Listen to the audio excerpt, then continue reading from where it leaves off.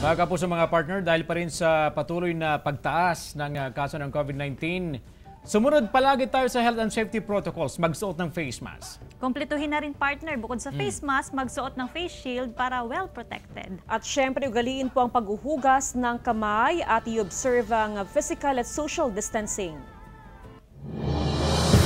Samantala, mapapanood nyo po ang episode na ito at iba pang pinakahuling lokal na balita sa official website ng GMA Regional TV, www.gmaregionaltv.com.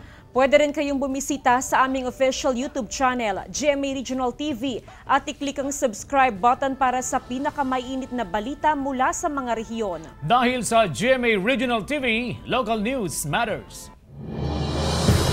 At yan ang mga pinakamalaki at pinakahuling mga lokal na balita mula Luzon, Visayas at Mindanao. Maraming salamat sa pagsama sa amin, pati na ang mga kapuso sa ibang bansa na tumutok sa mga balita sa rehiyon. Kami ang GMA Regional TV Weekend News, maninilbihan ng buong puso para sa Pilipino. Stay safe, mga kapuso!